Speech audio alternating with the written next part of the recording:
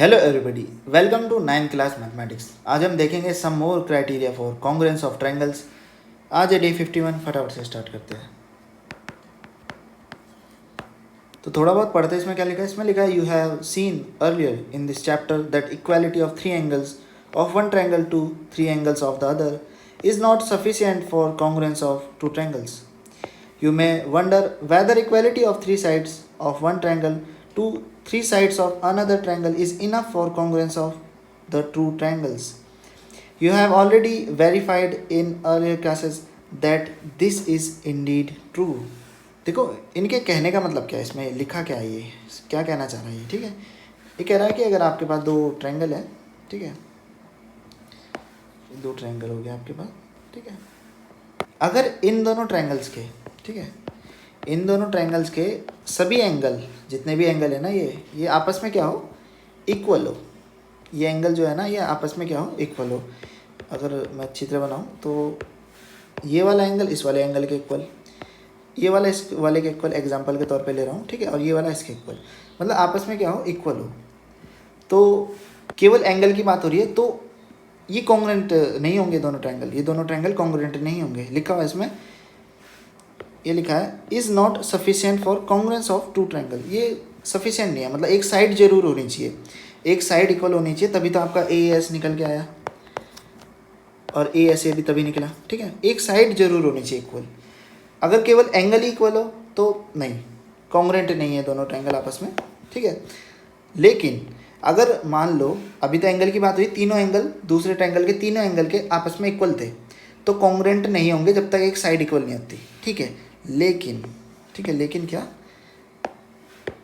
मैं बताता हूँ।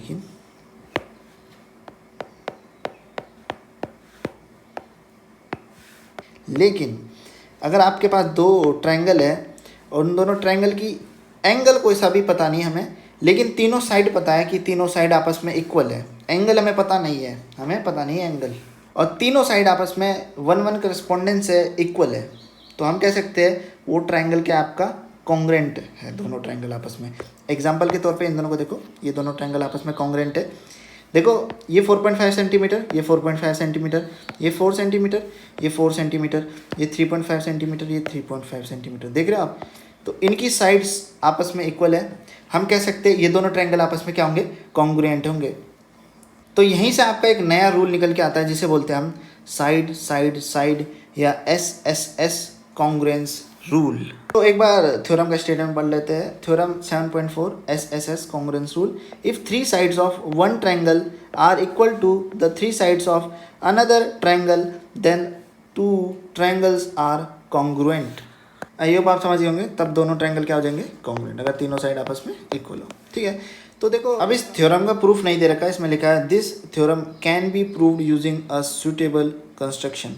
तो आपको कहूँगा गूगल पे सर्च मारो, ठीक है, नहीं तो मैं सर्च मार के आपको टेलीग्राम पे अपलोड कर दूंगा, ठीक है, अगर आपको इसका प्रूफ चाहिए होगा तो, ठीक है।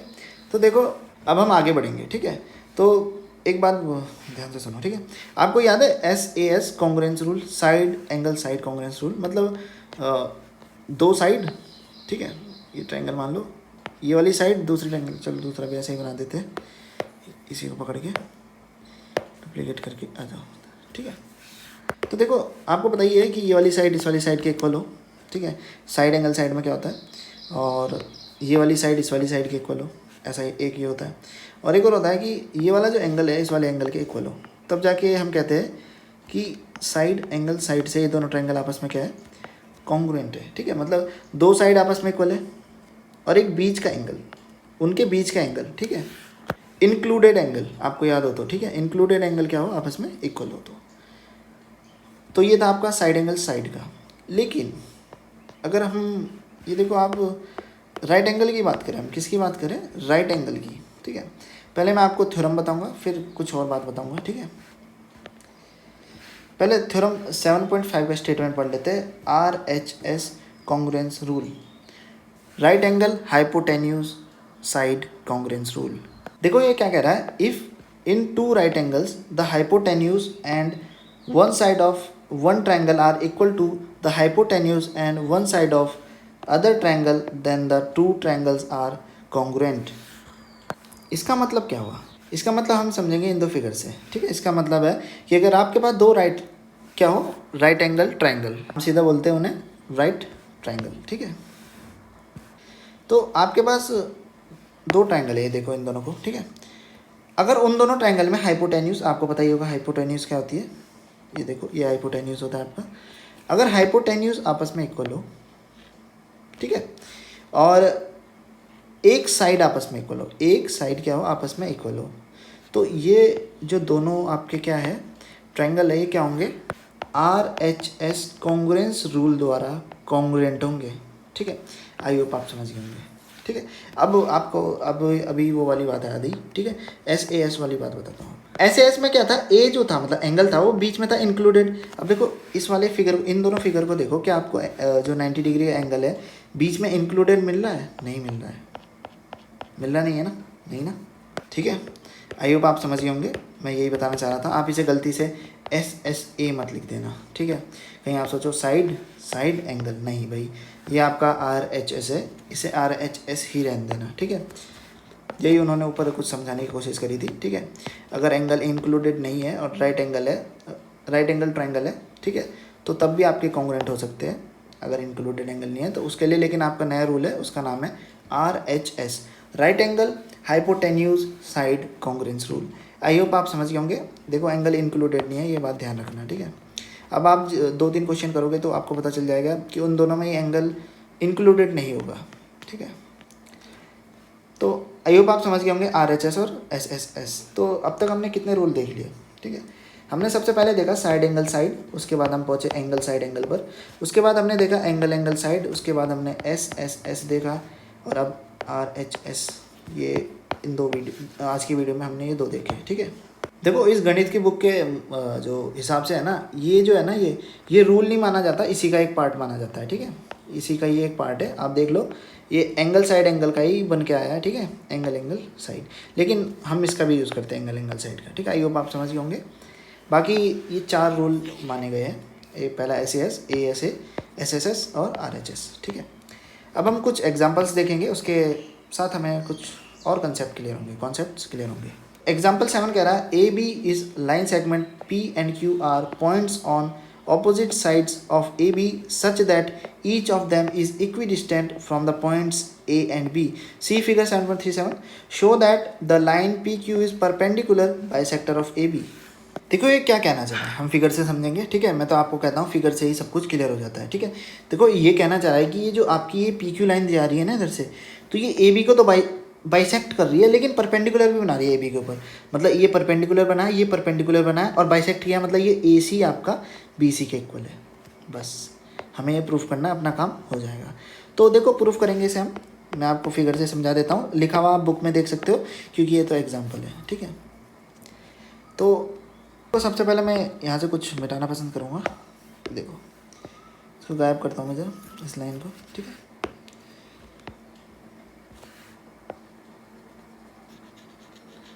ठीक है, आई होप आपको दिख रहा होगा ये, ठीक है। ये देखो, तो आपको यहाँ पे 2 ट्रायंगल दिख रहे होंगे, ठीक है। एक तो ये वाला आपका, जिसे मैं कह सकता हूँ PAQ, ये वाला, ठीक है। और एक आपका है PBQ, ठीक है। अरे बना नहीं, PBQ ये वाला आप देख सकते हैं इसे। अगर आप इन्हें गौर से देखो तो ये दोनों ट्रायंगल आपस में क्या है, कॉन्ग्रुएंट है। कैसे, देखो इसे थोड़ा गाढ़ा करता हूँ, ये वाली साइड इस वाली साइड के इक्वल, ये वाली साइड डबल से इस वाली साइड के इक्वल दिखा रखी है, और ये PQ कॉमन है दोनों में, देख रहे हो गौर से, ये PQ दोनों में है, दोनों में क्या है, कॉमन है।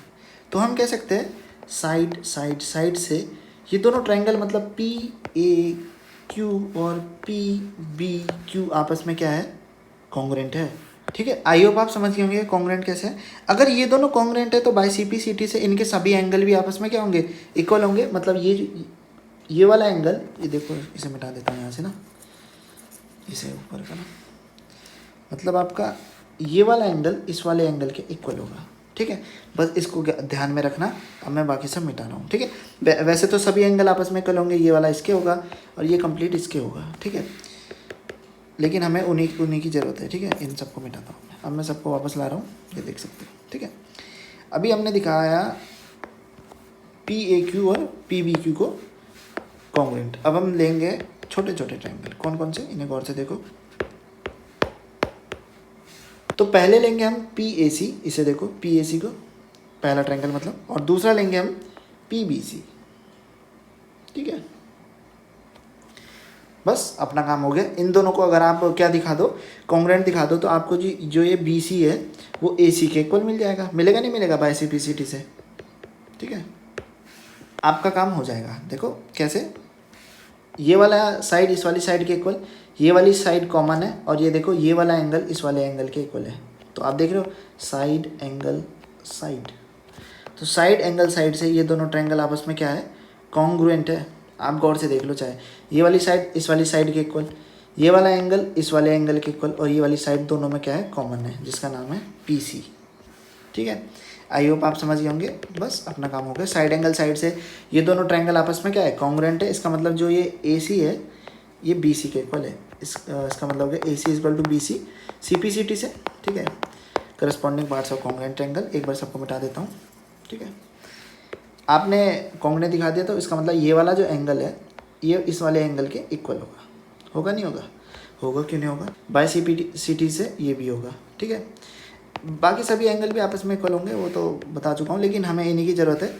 तो अब देखो, आपने एक काम तो कर दिया, ए सी इक्वल टू बी सी दिखा दिया। अब दूसरा काम रह गया 90 डिग्री दिखाना है। तो आपको पता है ये वाला एंगल इस वाले एंगल के इक्वल है। तो और आपको पता है ये कंप्लीट जो लाइन पे जो ये कंप्लीट एंगल है आपका, अगर आपको लीनियर पेयर एक्सियम पता हो, जो मैंने आपको 6th चैप्टर में पढ़ाई थी, तो वो कहती है कि 180 डिग्री होता है इनका जो सम होता है ना, कितना होता है, 180 डिग्री। तो लिखता हूँ angle P C A plus angle P C B is equal to 180 degree. ये दोनों आपस में इक्वल है, तो मैं लिख सकता हूँ angle P C A is equal to 2 angle P C A is equal to 180 degree, क्योंकि आपस में क्या है, ये दोनों इक्वल। ये देखो ये 2 यहाँ पर मल्टीप्लाई में, उधर जाके डिवाइड में हो जाएगा। तो एंगल पी सी ए यहाँ हो जाएगा आपका 180/2, जो कि आपका क्या बैठता है, 90 डिग्री। और ये दोनों आपस में इक्वल थे, कहाँ लिखा मैंने इक्वल, ऊपर, ठीक है। ये दोनों आपस में इक्वल थे, तो ये दोनों आपस में क्या होंगे, 90 डिग्री। बस आपका काम हो गया।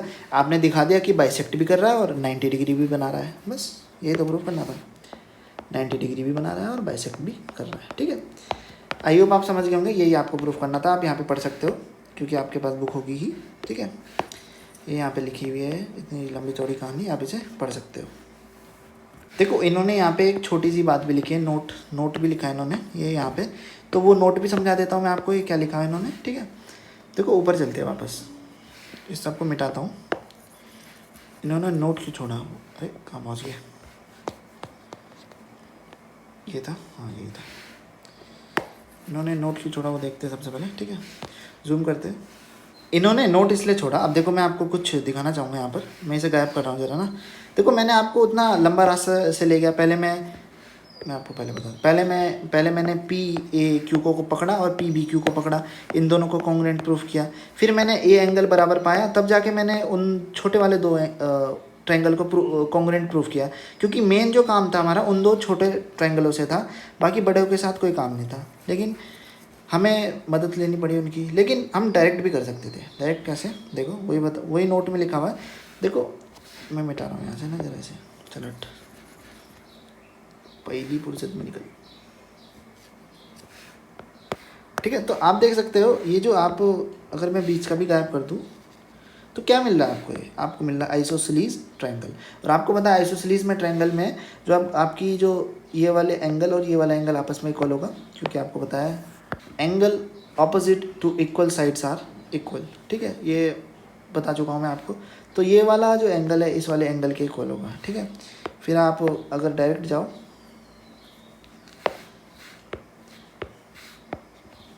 है तो कॉन्ग्रुएंट ना है दोनों ट्रायंगल, ठीक है।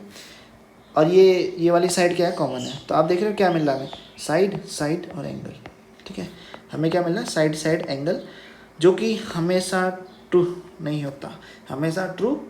होता, बस यही बताना चाहा इसने, कि भले ही ये दोनों ट्रायंगल कॉन्ग्रुएंट थे, एस नहीं लगाए हमने तो वैसे दूसरा लगाया हमने, लेकिन हमने दूसरा लगा के पाया कि ये दोनों क्या थे, कॉन्ग्रुएंट थे। और हमें फिर बाद में पता चला कि एस एस ए भी लग रहा है इसमें, तो क्या एस एस ए वैलिड है? नहीं, एस एस ए हर जगह वैलिड नहीं होता, यही बात लिखी है उन्होंने, ठीक है। ये देख सकते हो आप, S S A rule which is not always valid और true for congruence of triangles, also the angle is not included between the equal pair of sides, बस ये लिखा हुआ है, ठीक है। तो एस एस ए आपका रूल गलत है, ठीक है। तो क्या होता है, सबसे पहले बच्चा वही सोचता है ना, अगर वही यही सोचता है कि ये इक्वल होगा इसके, वो सीधा ऐसे ऐसे लगा देता है और अपने आप को बादशाह समझने लगता है। तो बाद में पता चलता है कि मामला तो कुछ और ही है, ठीक है। तो अब हम आगे बढ़ेंगे, आगे देखेंगे एग्जाम्पल 8, ठीक है। तो एग्जाम्पल 8 कह रहा है, P is a point equidistant from two lines L and M intersecting at point A, see figure 7.38. Show that the line AP bisects the angle between them, ठीक है। तो ये क्या कहना चाह रहा है, फिगर में देखते हैं। देखो क्वेश्चन कुछ इस प्रकार से स्टार्ट हुआ, उसने कहा कि आपके पास एक P पॉइंट है, उससे दो लाइन जो इंटरसेक्ट कर रही है आपस में L और M, इक्विडिस्टेंट है, मतलब ये आप देख सकते हो PB और ये आपका PC के आपस में इक्वल है, ठीक है। अब जहाँ इंटरसेक्ट करी उन दोनों लाइनों ने उसको नाम दिया A, ठीक है। तो ए से P को मिलाया एक लाइन बनाई। तो अब ये कह रहा है कि ये जो AP है ना, ये जो लाइन सेगमेंट है या लाइन है, देखो लाइन सेगमेंट तो होगा नहीं, लाइन ही है ये, ठीक है। क्योंकि आपको पता ही है लाइन को दिखाते हैं हम ऐसे, ठीक है, लाइन ही एरो ऐसे चलती है, इसका मतलब एंड नहीं हो रहा। ये जो एरो जा रहे हैं ना, बढ़ते जा रहे हैं, कहाँ रुकेंगे कुछ पता नहीं, ठीक है। तो आपको प्रूफ करना है कि ये जो एंगल ए है ये आपका बाइसेक्ट हो रहा है, मतलब ये वाला छोटा सा एंगल इस वाले छोटे से एंगल के इक्वल है, ठीक है। तो आपको वही करना पड़ेगा, दो ट्रायंगल पकड़ने पड़ेंगे आप। तो एक तो ये देख सकते हो आप, ठीक है। इन दोनों को क्या प्रूफ करना होगा, हमें कॉन्ग्रुएंट प्रूफ करना होगा, अपना काम हो जाएगा, ठीक है। तो वो सही से तो बने नहीं मेरे पे, एक बार इसको हल्का कर लेता हूँ फिर बनाता हूँ, ठीक है। एक ये पकड़ा, फिर ये पकड़ा, ठीक है। इजी है, कोई दिक्कत की बात नहीं होगी इसमें। आप जब इन दोनों ट्रायंगल में जाओगे, इनका नाम है आपका, एक का है आपका ये है आपका, पहले को दे देना PAB, ये ऊपर वाला, ठीक है। दूसरा आ जाएगा आपका PCA, ठीक है। आई होप आप समझ गए होंगे। नहीं अच्छा, PAB लिया ना आपने तो PAC लोगे, ठीक है। PAB लिया तो PAC लोगे। ये तो वैसे मैं आपको समझा ही चुका हूँ, ठीक है। आपको ध्यान रखना है, ठीक है। मेरे से तो हो सकती है जल्दबाजी में गलती, पर आपको ध्यान रखना है, ठीक है। आई होप आप समझ गए होंगे। अब इन दोनों ट्रायंगल में जब जाओगे तो घूमोगे फिरोगे तो पता चलेगा कि ये वाली साइड इस वाली साइड के इक्वल है। तो एक चीज़ मिल गई, ये वाला एंगल 90 डिग्री है, एक और चीज़ मिल गया। और ये वाला जो साइड है आपका, ये वाला जो साइड है वो कॉमन है दोनों में, ठीक है। अब आप सोचोगे ये तो SSA निकल रहा, अरे नहीं भाई, कुछ याद आया, ऊपर समझाया था मैंने कि SSA मत कर देना गलती से भी। ये आपका क्या बैठ रहा है, RHS, राइट एंगल है, हाइपोटेन्यूज इक्वल है दोनों में। ये हाइपोटेन्यूज है ना दोनों के, सबसे लंबी साइड यही तो हुई, इसे ही तो बोलता है हाइपोटेन्यूज। और एक साइड भी इक्वल है S, ठीक है। और इंक्लूडेड नहीं है दोनों में, ध्यान रखना। तब हम करेंगे RHS, मतलब right angle hypotenuse side. Congruence rule से दोनों ट्रायंगल आपस में क्या हो जाएंगे, कॉन्ग्रुएंट हो जाएंगे, ठीक है। अगर ये दोनों ट्रायंगल आपस में कॉन्ग्रुएंट हो जाएंगे, मतलब ये वाला एंगल इस वाले एंगल के इक्वल हो जाएगा बाय CPCT से। वही लिखा हुआ है यहाँ पर, आप इसे पढ़ सकते हो, ठीक है। मैंने जो आपको समझाया वही यहाँ पर लिखा हुआ है। PAB और PAC में गए, फिर वहाँ पे घूमे फिरे, मौजिली खेल खूल के वापस आए, तो पता चला है दोनों क्या निकले, कॉन्ग्रुएंट, ठीक है। तो आई होप आप समझ गए होंगे। अब देखो यहाँ पे लिखा है, note that this result is the converse of the result proved in question 5 of exercise 7.1, ठीक है। तो क्वेश्चन 5 ऑफ एक्सरसाइज 7.1 देखना, आपको पता चल जाएगा कि कुछ इस प्रकार का ही था, बस कन्वर्स था वो इसका, उल्टा था वो इसका, ठीक है। तो बस आज की वीडियो में इतना ही, ठीक है। आपका कोई डाउट हो तो आप मुझसे टेलीग्राम पर क्लियर कर सकते हो। अपना डाउट क्लियर करना ज़रूरी है। अपना सुझाव टेलीग्राम पर दे सकते हो, आपका सुझाव काफ़ी कीमती होगा। बस आज की वीडियो में इतना ही, मिलेंगे अगली वीडियो में एक्सरसाइज 7.3 के साथ। वीडियो को लाइक करें, चैनल सब्सक्राइब करें, मिलते हैं अगली वीडियो में।